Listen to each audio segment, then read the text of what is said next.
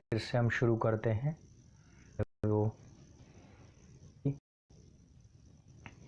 तो हम बात कि ब्रह्म भी जितने भी आश्रम के ऊपर ही टिके हुए हैं। तो गृहस्थ आश्रम को ऊपर इसीलिए बताया गया है, जो कि हमने पिछली कक्षा में भी आप लोगों से बात की थी और कहा गया था कि जैसे सब नदियाँ और सब बड़े नदी समुद्र में पहुंचकर आश्रय पाते था, उसी प्रकार से सब आश्रम है वो गृहस्थ हैं, कारण उनकी सत्ता है। इंटरनेट स्पीड स्लो नहीं है भाई, 50 Mbps मेरे हिसाब से तो कम नहीं होती है, 50 Mbps की स्पीड, और जिसमें कि अभी मैंने जो चेक की थी वो 45 Mbps की स्पीड से आ रही है। लेकिन उसकी वजह ये है कि बीच में ही लोग फ़ोन कर देते हैं। देखो, मैंने इतनी टाइम पहले ये पोस्ट डाल दिया था कि भाई मैं आने वाला हूँ, लेकिन बीच में मतलब आप समझ नहीं सकते हो कि ये YouTube पे वीडियो बनाना, डालना और फ्री मनुस्मृति पढ़ाना, स्टडी करना,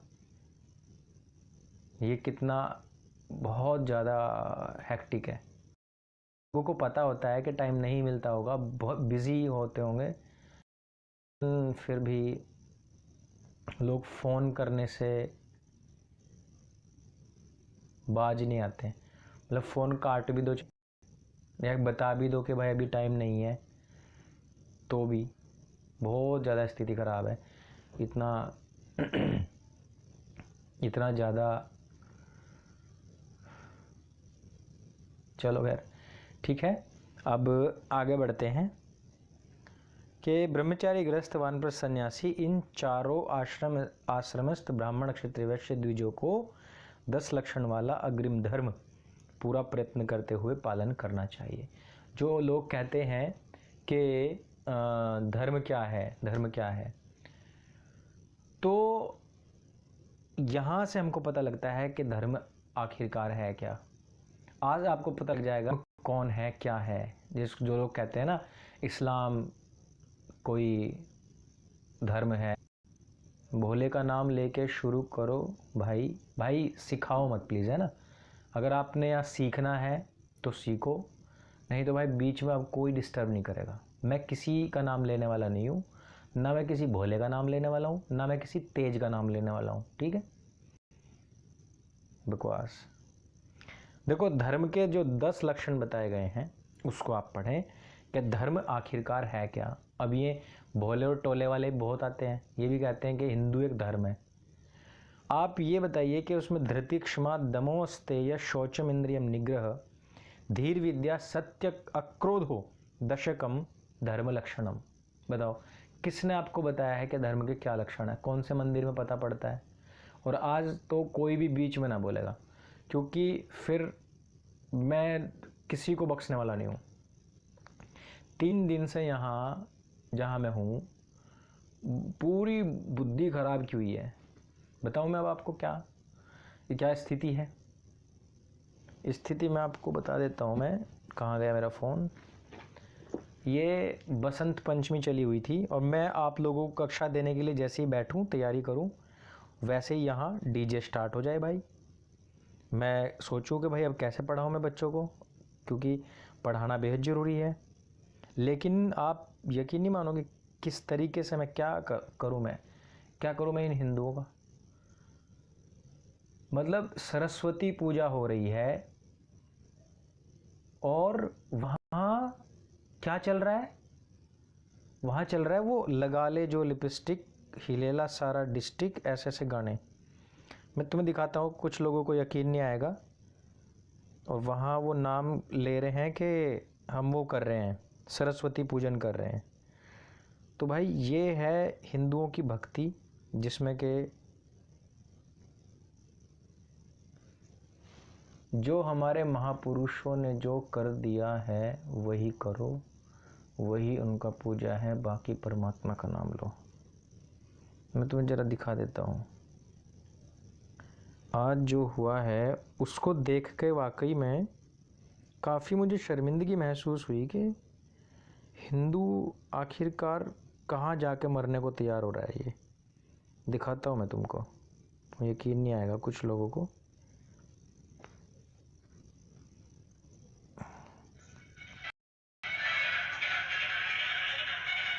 इसलिए मेरे सामने तो कम से कम फालतू मत बोला करो।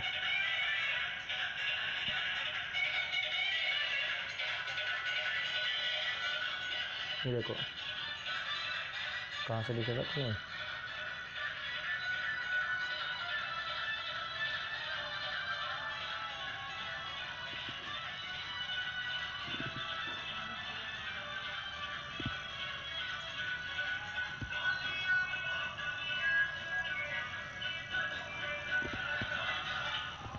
है ना।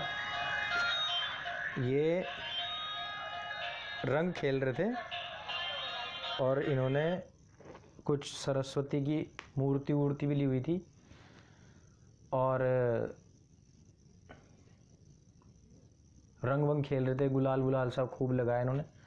और डीजे में इन्होंने गाने बजाए हुए, वो लगा लूँ जब तू लिपस्टिक हिलेला सारा डिस्ट्रिक्ट। सच बताऊँ, मैं गुरुकुल में पढ़ा हूँ, चाहे कोई ज्ञान अर्जित किया, लेकिन ऐसे लोगों से मुझे सख्त नफरत है। क्या भगवान का नाम यही होता है क्या? हिंदुओं से मैं पूछना चाहता हूँ, यही होता है क्या भगवान का नाम लेना? यार यही धर्म है क्या? तुमने अपने ग्रंथ पढ़े नहीं है, एक मिट्टी की मूर्त रख ली और उस पर हीलेला सारा डिस्ट्रिक्ट, और ये तो कुछ भी नहीं है, इससे भी अश्लील अश्लील गाने चले हैं वहाँ। ये है हिंदुत्व और ये है विशुद्ध मनुस्मृति जो तुमको धर्म का रास्ता बताती है, लेकिन हिंदुओं को इसके बारे में पता ही नहीं है। इनको तो लटके झटके ठुमके, छोटी छोटी बच्चियाँ कैसा अश्लील डांस करती हैं, ये थू नहीं, धर्म है इसको तुम धर्म कहोगे क्या? इसलिए मेरे से ज़्यादा मत बुलवाओ तो बेहतर होगा। बस धर्म के 10 लक्षण महर्षि मनु महाराज बता रहे हैं। धृति क्षमा दमोस्तेय शौचम इंद्रियम निग्रहम धीर विद्या सत्य अक्रोधो दशकम धर्म। कष्ट या विपत्ति में भी धैर्य बनाए रखना, इसको क्या कहते हैं? धृति। दुखी एवं विचलित ना होना तथा धर्म पालन में कष्ट आने पर भी त्याग ना करना। अब देखो, जितने भी हिंदू हैं जो ये हिलेला सारा डिस्ट्रिक्ट गाते हैं, कब? सरस्वती पूजन, बसंत पंचमी के पर्व पे, जो कि एक बहुत बड़ा त्यौहार माना गया हिंदुओं में। वे क्या करते हैं कि जिसका कष्ट आता है ना, तो अपना सब कुछ खो देते हैं। सबसे पहले वो अपना धैर्य खोते हैं, और वो कहाँ हैं? मज़ारों पे पहुँचते हैं। मज़ारों पे पहुँचते हैं, वहाँ जाकर क्या करते हैं? वहाँ जाकर हैं, फिर वहाँ से मस्जिद भी पहुँच जाते हैं, टोपी भी लगाते हैं, साईं कसाई पे भी पहुँचते हैं। तो सबसे पहला, तुम्हारे अंदर धृति नहीं है। क्षमा, धर्म पालन के लिए निंदा स्तुति मान अपमान को सहन करना, ये तो बिल्कुल नहीं कर सकते भाई। दमः, यानी कि ईर्ष्या, लोभ, मोह, वैर आदि अधर्म रूप संकल्पों या विचारों से मन को वश में करके रखना, कतई नहीं कर सकते। और कहते क्या है? हिंदू हमारा धर्म है, हम हिंदू धर्म से बिलोंग करते हैं। बहुत बढ़िया। अस्तेय, यानी कि चोरी डकैती, झूठ, छल कपट, भ्रष्टाचार, अन्याय, अधर्माचरण से किसी भी वस्तु, धन आदि ना लेना, किसी से भी कुछ भी ना लेना। अब चाहे कोई भी हो, चाहे वो अपने आप को हिंदू कह रहा हो, चाहे मुसलमान कह रहा हो, चाहे सिख कह रहा हो, चाहे ईसाई कह रहा हो, सारे के सारे कहीं ना कहीं किसी ना किसी चोरी में, डकैती में, झूठ, छल कपट, भ्रष्टाचार, अन्याय, अधर्माचरण से किसी न किसी की वस्तु को ठगने हड़पने में लगे हुए हैं। ठीक है। अब ये देखिए आगे क्या कहा है? शौचम, यानी कि तन और मन की पवित्रता। तन को तो हम खूब रगड़ रगड़ के वो करते हैं, पहले नहा लेंगे, धो लेंगे, और फिर नहाने धोने के तुरंत ही बाद कीचड़ से भी ज़्यादा गंदे केमिकल्स चेहरे पर लगाएंगे, माथे पर लगाएंगे, बालों में लगाएंगे, शरीर पर लगाएंगे। वो देखने में खुशबूदार होता है, थोड़ा चिकना सा होता है, वाइट वाइट होता है, जो भी आप ये क्रीम व्रीम लगाते हो। लेकिन अगर निकल के देखा जाए, उनको चेकअप किया जाए, तो वो तो इससे भी ज़्यादा गंदे हैं जो आप कीचड़ लगाते हो। तो अब आगे क्या कहा? इंद्रिय निग्रह, यानी कि इंद्रियों को अपने अपने विषयों के अधर्म और आसक्ति से रोक करके रखना। अब कौन रख रहा है? अच्छी सी चाट पकौड़े दिख जाए तो तुरंत ही फिसल जाएंगे, है ना। शराब कहीं दिख जाए, फ्री की मिल जाए, शुरुआत वहीं से ही कर देंगे। फिर कहा धीहि, यानी कि बुद्धि की उन्नति करना, मननशील होकर बुद्धिवर्धक उपायों को करना और बुद्धिनाशक नशा आदि ना करना। लेकिन आज जितने भी धर्म हैं, जो भी आपको धर्म कह रहे हैं, चाहे वो हिंदू हो, मुस्लिम हो, सिख हो, ईसाई हो, ये बुद्धि के पीछे लठ लेके घूम रहे हैं। बुद्धि के पीछे लठ लेके घूम रहे हैं लोग। उनको सीखना क्या है? कुछ भी नहीं।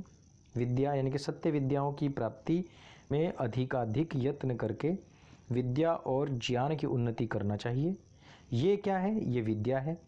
ये धर्म के 10 लक्षण है। सत्यम यानी कि मन वचन कर्म से सत्य का मानना, सत्य भाषण तथा सत्याचरण करना, आत्मविरुद्ध मिथ्याचरण ना करना। अब बताओ, इतनी सारी बातें बताई गई हैं। अब अक्रोध यानी कि क्रोध के व्यवहार और बदले की भावना का त्याग कर शांति आदि गुणों का ग्रहण करना। क्रोध ना करना, और क्रोध कौन सा ना करना? यानी कि बदले की भावना को लेकर के क्रोध ना करना। ठीक है। अब दशकम धर्म लक्षणम, ये 10 धर्म के लक्षण हैं। इन गुणों से धर्म पालन की पहचान होती है और ये मनुष्य को धार्मिक हैं ऐसा लक्षित यानी कि सिद्ध करते हैं। ये धर्म के सर्वसामान्य 10 लक्षण हैं। अब आप मुझे बताओ कि धर्म के क्या लक्षण हैं? हिंदू धर्म का क्या लक्षण है? मुसलमान धर्म का क्या लक्षण है? अब देखो, हिंदू धर्म का लक्षण मैं बताता हूँ आपको। हिंदू धर्म का लक्षण वो है जो सवेरे उठे, भम बोले करे, या हनुमान चालीसा पढ़े, या फिर लक्ष्मी चालीसा पढ़े, और कहे फिर कि दुर्गा माता मुझे ये देना, मैं तुम्हारे लिए 125 रुपये का प्रसाद चढ़ाऊँगा। ये धर्म है हिंदू धर्म, बताता हूँ मैं। हिंदू धर्म तिलक लगाना, चोटी रखना, नीचे धोती पहनना, क्योंकि कुर्ता तो कोई भी पहन लेता है, धोती नहीं पहनते सब। धोती पहनना, हाथ में कलावा बांधना, माला जपना, हाथ में थैली सी यहाँ पक्का करके बांध लो और वो करो। ये धर्म के लक्षण है। कौन से धर्म के लक्षण है? ये हिंदू धर्म के लक्षण है। बाकी सब नहीं करते इन कामों को। हिंदू धर्म का और क्या लक्षण है? और क्या क्या लक्षण हो सकते हैं? सत्यनारायण की कथा करवाना। और एक और लक्षण है बहुत बड़ा, कि उसके लिए सब समान है, वो सेक्युलर है। एक हिंदू ही है जो सेक्युलर है, बाकी और कोई इसमें नहीं आता है। अब मुसलमानों का क्या लक्षण है? मुसलमानों का लक्षण है 5 वक्त की नमाज पढ़ना। अब मुझे इन धर्म के जो 10 लक्षण हैं उनमें से इनको चुनवाना कहीं भी। 10 जो लक्षण है बताए हैं महर्षि जी ने, ऋषि ने, मनु ने, उसमें बताना कहाँ तिलक लगाना, डोरा बांधना कहाँ है? अच्छा, आगे चलो। मुसलमानों को बता रहा हूँ मैं। अजान होना, फिर नमाज पढ़ना, नीचे तहमन बांधना, मूछ साफ करना, दाढ़ी रखना, यानी कि चिन्ह प्रतीक है बस। ये हुए धर्म के लक्षण। ईसाइयों में भी इसी तरीके से है। तो ये है क्या धर्म के लक्षण? आप बताओ कौन से धर्म ने बताया? कौन सी धार्मिक पुस्तक में, कुरान में कहीं लिखा है सत्य, अहिंसा, ये सब चीज़ धर्म के लक्षण है? हाँ, सूर्य को जल चढ़ाना, ये है, देखो हिंदू धर्म का लक्षण है ये। यानी कि हम सिर्फ छाप तिलक में रह गए हैं। ओम का लॉकेट पहनना, बताओ ये धर्म का लक्षण हो गया हमारा। क्रॉस पहनना, किसी को 786 पहनना, हाथ पे लिखवाना, यहाँ पे ओम लिखवाना, वो 786 लिखवा लेंगे। ये है धर्म के लक्षण? नहीं है। धर्म के लक्षण तो ये बताए गए हैं कि धर्म के लक्षण है सच बोलना, जितने भी बुद्धि को प्राप्त, संयम रखना, इंद्रिय निग्रह रखना, लक्षण। और जी भाई साहब यहाँ आगे क्या कहते हैं? धर्म का लक्षण क्या है? आओ अब हम भोले के नाम से स्टार्ट करो। ये हमारा धर्म की इति शुरू हो जाती है यहाँ से। 10 लक्षण। हाँ, ऋषि का अर्थ आपने बताया। पहला लक्षण है धृति, यानी कि सदा धैर्य रखना। दूसरा है क्षमा, जो कि निंदा, स्तुति, मान अपमान, हानि, लाभ आदि दुखों में भी सहनशील रहना। तीसरा है दम, यानी कि मन को सदा धर्म में प्रवृत्त कर अधर्म से रोक, अर्थात अधर्म करने की इच्छा भी ना उठे। चौथा क्या है? चोरी, त्याग, अर्थात बिना आज्ञा व छल कपट, विश्वासघात व किसी व्यवहार तथा वेद विरुद्ध उपदेश से पर पदार्थ का ग्रहण करना। चोरी और इसको छोड़ देना साहूकारी कहती है। पांचवा है शौच, यानी कि राग द्वेष पक्षपात छोड़ के भीतर और जल मृत्तिका मार्जन आदि से बाहर की पवित्रता रखनी चाहिए। भीतर से कैसी है? राग द्वेष पक्षपात छोड़ देना। तो ये क्या हुई? ये हुई हमारी अंदर की जो शुद्धता है। और बाहर की क्या है? बाहर के हमने जो नहाते हैं धोते हैं उससे। इंद्रिय निग्रह, यानी कि अधर्माचरणों से रोक करके इंद्रियों को धर्म में ही सदा चलाना। सातवां है धीः, अर्थात मादक द्रव्य, बुद्धिनाशक अन्य पदार्थ, दुष्टों का संग, आलस्य, प्रमाद आदि को छोड़ करके श्रेष्ठ पदार्थों का सेवन करना, सत्पुरुषों का संग करना, योगाभ्यास से बुद्धि का बढ़ाना। अब इसमें क्या कहा गया है? मादक द्रव्य, बुद्धिनाशक अन्य पदार्थों का छोड़ना। अब हिंदू धर्म का लक्षण क्या है? भैरव पर जाना और वहाँ पे उसके ऊपर शराब चढ़ाना। ये जो दिल्ली में पुस्तक मेला लगता है, जहाँ ITO है, जहाँ वहाँ उसके जस्ट सामने एक भैरव का मंदिर है। हम जब लास्ट टाइम गए थे तो हमने देखा था वहाँ। तो संडे में हम गए थे, तो उस दिन वहाँ बहुत सारे पियक्कड़ पड़े हुए थे और वो ऐसे जो डिस्पोजेबल जो ग्लास होते हैं वो लेके पड़े हुए थे वहाँ। और वहाँ जो अंदर से शराब चढ़ा के आ रहे थे, वो उनको बाहर आकर के शराब पिला रहे थे। अब देखो, हिंदू धर्म की पहचान क्या है? हिंदू धर्म की पहचान है भैरव बाबा को पूजना, उसके ऊपर शराब चढ़ाना और बाहर आकर के जो भिखारी भिख मंगे जो पड़े हुए हैं उनको शराब पिलाना। अब बताओ ये क्या है? ये सनातन वैदिक धर्म नहीं है, ये मनु का विधान नहीं है, ये है कौन सा वाला धर्म है? ये है कट्टर झट्टर हिंदू धर्म। और फिर लोग क्या कहते हैं? गर्व से कहो हम हिंदू हैं। कौन से वाले हिंदू? जो भैरव पे दारू चढ़ा के आते हैं और आकर के फिर जो गरीब लोग हैं, पियक्कड़ हैं, उनको दारू पिलाना। क्या हुआ? ये हमारे धर्म की इति हो गई है। यहाँ से हमारा धर्म का जो काम था वो समाप्त हो गया है। वाह! क्या धर्म किसी को शराब पीना सिखाएगा? लेकिन वो जो इसमें बताया गया था कि हम अपने स्वार्थों की वजह से जो हमारा मेंटली जो बैलेंस है वो डिसबैलेंस हो जाता है, कुछ भी करने के लिए हम चल पड़ते हैं, है ना? तो ये बताया गया है कि ये ऋषि बता रहे हैं, विद्या यानी कि पृथ्वी से लेकर के परमेश्वर पर्यंत यथार्थ ज्ञान और उसके यथा योग्य उपकार लेना, इसके विपरीत अविद्या है। और सत्य यानी कि जैसा आत्मा में वैसा मन में, वैसा ही वाणी में और वैसा ही कर्म बर्ताव में, जो पदार्थ जैसा है उसको वैसा ही समझना, वैसा ही बोलना, वैसा ही करना। ये क्या है? ये है सत्य। यानी कि अगर आपको दिख रहा है कि सामने एक पत्थर की मूर्त बैठ रखी हुई है, तो उसको पत्थर की मूर्त ही समझना, ना कि उसको भैरव समझना। ये भैरव है, मेरा कुछ कर देगा, ये मेरा भला कर देगा। अरे भले आदमी, जो अपने आप अपना कुछ नहीं कर पा रहा है, वो तेरा क्या कर देगा?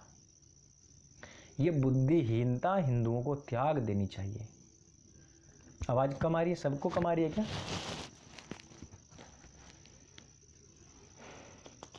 इसलिए ये ऋषि ने बताया और कहा है शांति आदि गुणों को ग्रहण करना, ये अक्रोध है और ये धर्म के 10 लक्षण हैं। 10 लक्षणानि धर्मस्य ये विप्रासम धीयते अधीत्यानुवर्तन्ते ते यान्ति परमाम गतिम।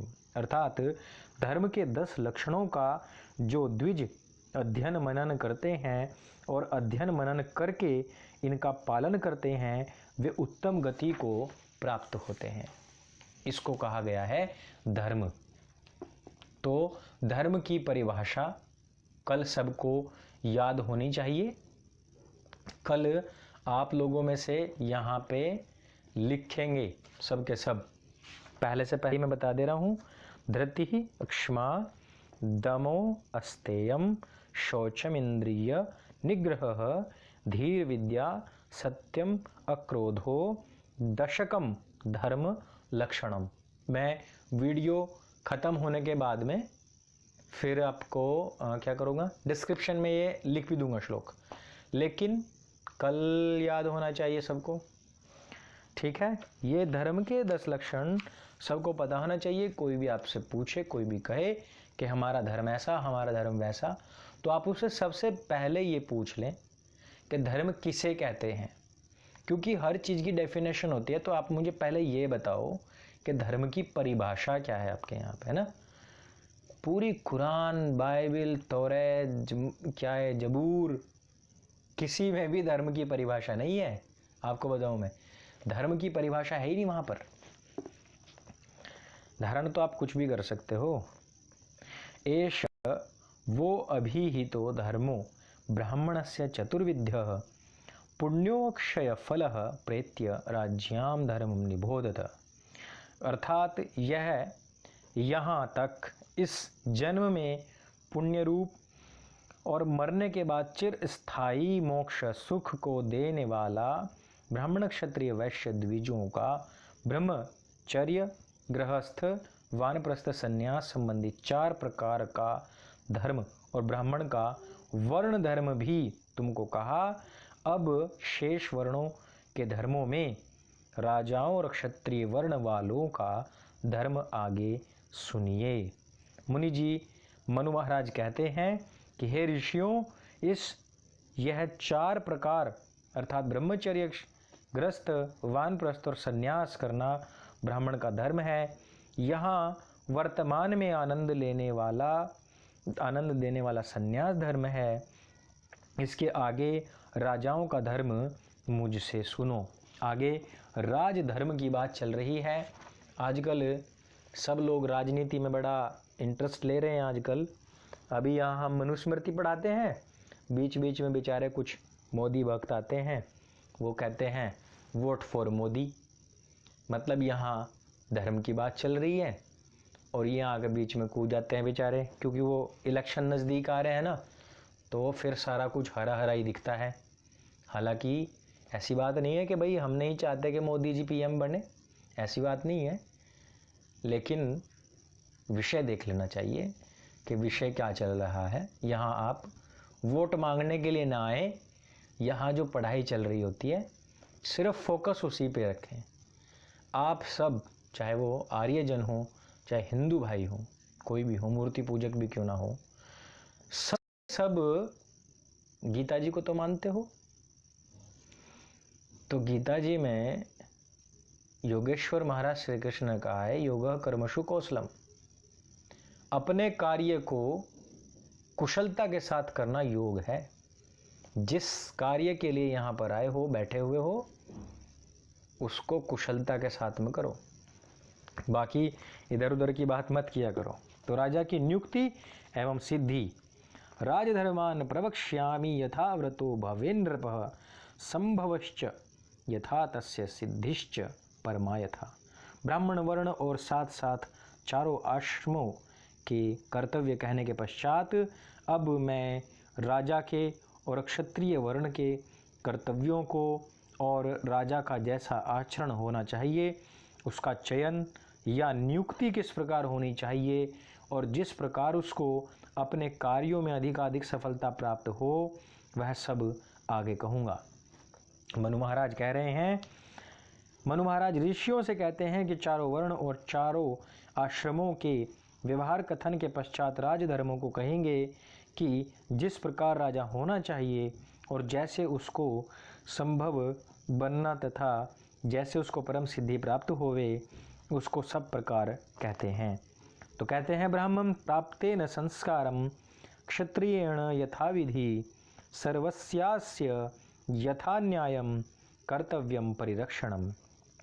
शास्त्रोक्त विधि के अनुसार उपनयन संस्कार करा के ब्रह्मचर्य पूर्वक क्षत्रिय वर्ण के लिए निर्धारित शिक्षा प्राप्त किए हुए क्षत्रिय वर्ण के व्यक्ति को अपने राज्य और जनता की न्याय के अनुसार सब प्रकार की सुरक्षा करनी चाहिए। जैसा परम विद्वान ब्राह्मण होता है, वैसे ही विद्वान सुशिक्षित होकर के क्षत्रिय को योग्य है कि इस सब राज्य की रक्षा न्याय से करे। राजा बनने की आवश्यकता के ऊपर बता रहे हैं। अराजके ही लोकेऽस्मिन् सर्वतो विद्रुते भयात् रक्षार्थमस्य सर्वस्य राजान सृजत प्रभु। अर्थात क्योंकि राजा के बिना इस जगत में सब और भय और अराजकता फैल जाने के कारण, अर्थात राजा के बिना असुरक्षा और अराजकता हो जाती है। अराजकता किसको कहा है? जहाँ राजा ना हो, राजा का न्याय ना हो, उसको कहते हैं अराजकता। अर्थात राजा के बिना असुरक्षा और अराजकता हो जाती है। अतः इस सब राज्य और जनता की सुरक्षा प्रभु ने राजा पद को बनाया है। अर्थात राजा बनाने की प्रेरणा वेदों के द्वारा मानवों को दी गई है। और राजा के 8 विशिष्ट गुण बताए गए हैं। कहते हैं कि उस राजा के पद को विद्युत, वायु, यम, सूर्य, अग्नि और जल, चंद्र तथा कुबेर जो धना अध्यक्ष, इनकी स्वाभाविक मात्राओं अर्थात गुणों का ग्रहण करके बनाया है। अर्थात राजा को विद्युत के समान समृद्धि करता, वायु के समान राज्य की सब स्थितियों का ज्ञाता, यानी कि सब और व्याप्त भी होना चाहिए वो राजा, ऐसा नहीं कि घर में ही पड़ा रहे। यम अर्थात ईश्वर के समान न्यायकारी, सूर्य के समान अज्ञान का नाशक और कर ग्रहण करता। सूर्य कर ग्रहण करता कैसे है, यानी कि टैक्स रिसीवर कैसे है सूर्य, अब बताओ। यहाँ पर सूर्य की जो तुलना की गई है वो की गई है कर ग्रहण करता। कर किसको कहते हैं? टैक्स को कहते हैं। अग्नि के समान पाप अपराध नाशक, जल के समान अपराधियों का बंधन करता, चंद्रमा के समान प्रसन्नता दाता और धनाध्यक्ष के समान पालन पोषण करता होना चाहिए। देखो इतनी अच्छी बात आप लोगों को किसी भी कल्ट की पुस्तक में नहीं मिलेगी। यदि आप कुरान पढ़ते तो उसमें कहा गया है कि हे मोमिनो, हे ईमान वालों, यदि कोई कुरान के बारे में गलत बोलता है, काफिर है, ना मानने वाला है, उसके पोर पर वार करो, उसे मौत के घाट उतार दो। तो वहाँ पर पूरी की पूरी व्यवस्था हर मोमिन के हाथ में है। यानी कि यदि मोमिन को ये समझ में आ गया कि सामने वाला मेरा दुश्मन है, तो वो उसके ऊपर अपनी तरफ से अनाप शनाप कुछ भी आरोप लगा करके, गढ़ करके उसको ईश निंदा या ब्लास्फेमी जिसको कहते हैं, जो कि इस्लामिक देशों में चलता है, उसके तहत वो खुद भी उसको मौत के घाट उतार सकता है। लेकिन सनातन वैदिक सभ्यता में ऐसा नहीं है। सनातन वैदिक सभ्यता में क्या है? सनातन वैदिक सभ्यता में ये है कि वहां पर एक राजा की नियुक्ति पहले होगी। राजा कैसा हो उसके लिए 8 गुण बताए गए हैं, और वो राजा फिर न्याय और अन्याय को तोलेगा। राजा की व्यवस्था के लिए अलग से एक चैप्टर दिया गया, 7वां अध्याय, ध्यान दो।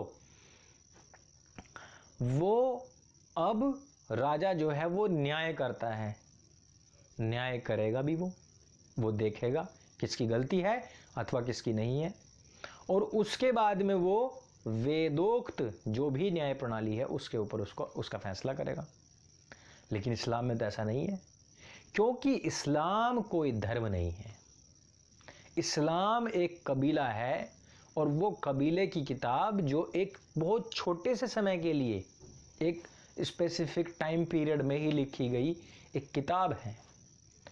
तो अब यहाँ आगे क्या बताया गया है कि सूर्य के समान वो, मैं बताया था आपको कि कर ग्रहण करता होना चाहिए। तो वो कर ग्रहण करता सूर्य के समान कैसे हो? अब देखो इसको समझो, ये बहुत ही गूढ़ बात है, गूढ़ रहस्य की बात है जो हमको समझनी चाहिए।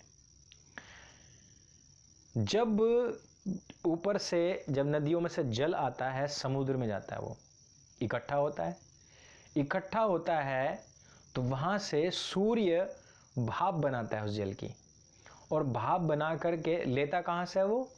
समुद्र से लेता है जल, नदियों से लेता है, थोड़ा थोड़ा भाप बनाता है, उड़ाता रहता है, और वो फिर बरसता कहां है? सब जगह बरसता है, एवरीवेयर। लिया कहां से उसने? समुद्र से लिए, और बरसाया कहां? पूरा जहां जहां आवश्यकता है, जहां जहां फसल है, गरीब लोग हैं चाहे अमीर हों, सबके ऊपर समान वर्षा करता है। इस तरीके से सूर्य को टैक्स कलेक्शन करने वाला संज्ञा करी गई है उसकी, कि मनुष्य को भी इसी प्रकार से करना चाहिए। जो धनाढ्य लोग हैं उन पर टैक्स रखे और वहां से वो पैसा ले। जिस प्रकार से धनाढ्य कौन है? बड़ी बड़ी नदियां हैं और समुद्र है, और वहां से वो क्या लेते हैं? उनसे एक अंश उड़ा लेते हैं, और वो लेकर के कहाँ छोड़ना है उसको? जो जिनको जरूरत है, जिनको जरूरत है, जहां पर जरूरत है वहां पर फिर वर्षा कर देता है।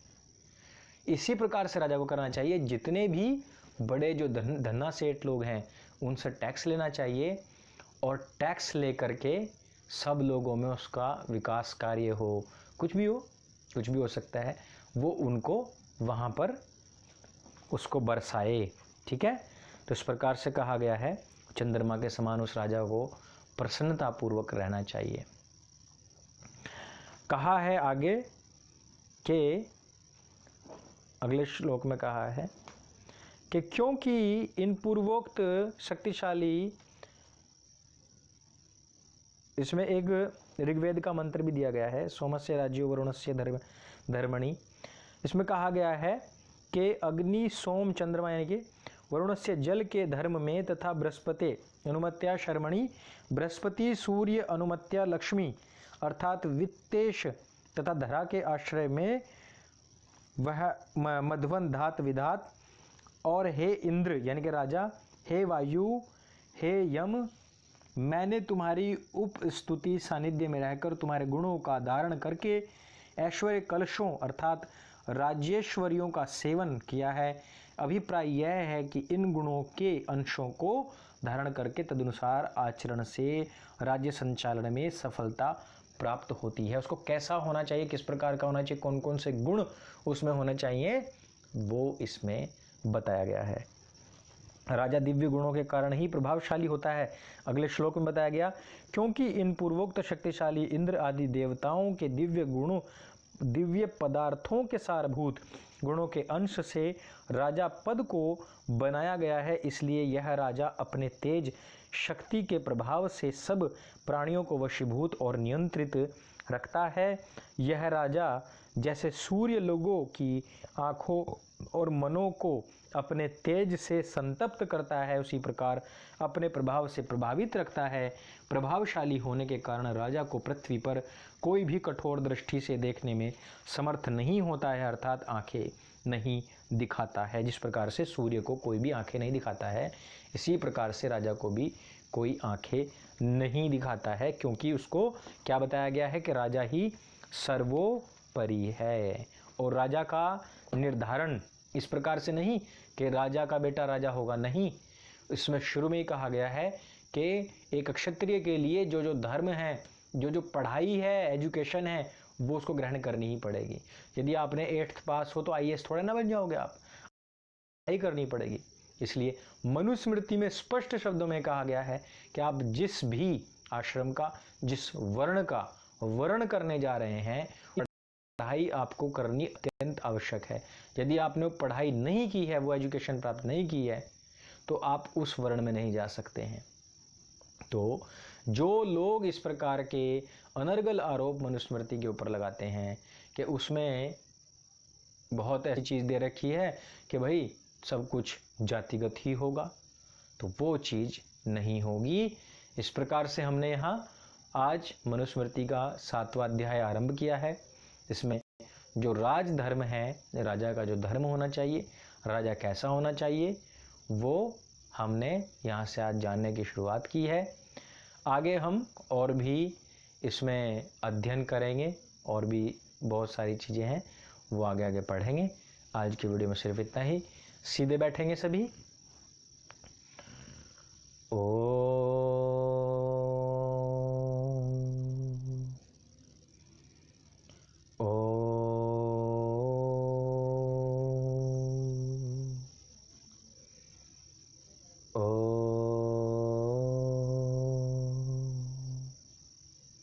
ओम। सभी को सादर नमस्ते। शुभ रात्रि।